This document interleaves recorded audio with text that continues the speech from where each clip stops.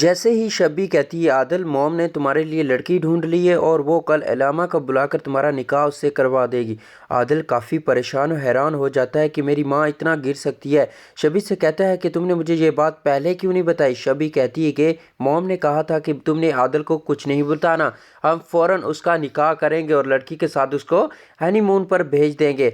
दूसरी तरफ आदिल की माँ ये सब कुछ सोचकर खुश हो रही होती है कि कैसे कल मैं अपने बेटे की शादी करवा दूंगी उसी लड़की से जो लड़की मुझे पसंद है, और फिर मेरा बेटा उस लड़की के ख्यालों से यानी नीता के ख्यालों से निकल जाएगा। 2-4 दिन अगर वो हनीमून पर चले जाएंगे तो फिर सब कुछ ठीक हो जाएगा। पर दूसरी तरफ आदिल ने फैसला कर लिया होता है। वो जैसे ही निदा को बुलाता है घर पर और कहता है कि हम ये घर छोड़कर जा रहे हैं, पीछे से सिकंदर उसे कहता है कि बेटा रुक जाओ, तुम ये घर छोड़कर नहीं जा सकते। मैंने तुम्हारे बाप को ज़बान दी कि तुम्हारी औलाद को मैं खुश रखूंगा, पर तुम ये घर छोड़कर जा रहे हो, मुझे काफ़ी बुरा लगेगा। अब दूसरी तरफ आदिल रुक जाता है और घर छोड़कर नहीं जाता है, लेकिन दूसरी तरफ फ़ौरन जाती है आदिल की माँ शबी को गुस्से से कहती तुम्हारी हिम्मत कैसे हुई ये बात आदिल को बताने की। तभी दूसरी तरफ सिकंदर ऐनी से कहता है अगर तुम चाहती हो कि आदिल निदा को भुला पाए तो उसके लिए तुम्हें दिन रात एक करना होगा। आदिल की ज़िंदगी से निदा को दूर जाना ही होगा। तभी ऐनी कहती है कि क्या आप अपनी बीवी को छोड़ सकते हैं। तभी इसके अंदर कहती है कि ये क्या आप बकवास कर रही हो, मैंने तुम्हारी बकवास यहाँ सुनने पर के लिए तुम्हें नहीं बुलाया। मैंने जो काम कहा है वो करो, वरना जो 1 महीने का मैंने तुम्हें टाइम दिया है मेरे बेटे के साथ स्पेंड करने का वो मैं छीन लूँगा और इससे पहले ही तुम्हें इस घर से बाहर दफ़ा कर दूँगा।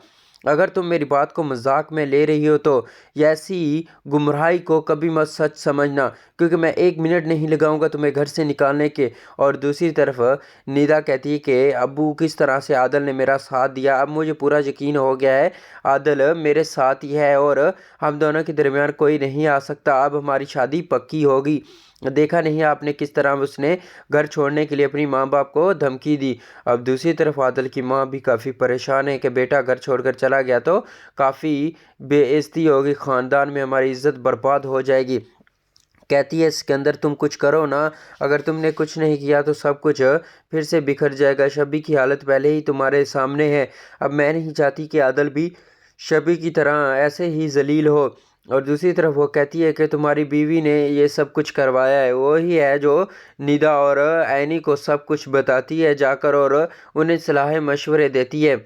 तब सिकंदर घूर कर अपनी बीवी को देखता है और कहता है कि आज के बाद तुम इनके मैटर में दखल अंदाजी नहीं करोगी, वो जैसे चाहेंगे अपना काम करेंगे और तुम अपने काम से काम रखोगी।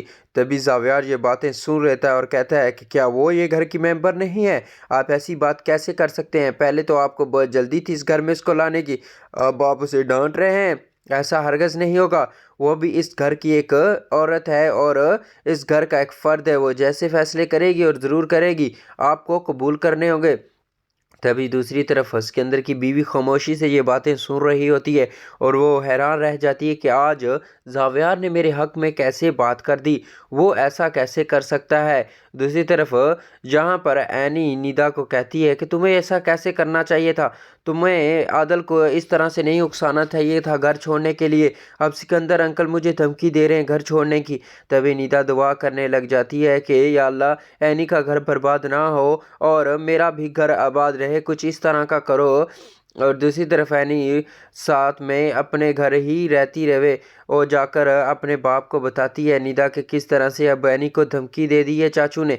तो दोस्तों चैनल को सब्सक्राइब और वीडियो को लाइक करना, कमेंट ज़रूर करके बताना कौन सा फेवरेट ड्रामा है। मिलते हैं नई वीडियो में, तब के लिए इजाज़त दें, बाय बाय।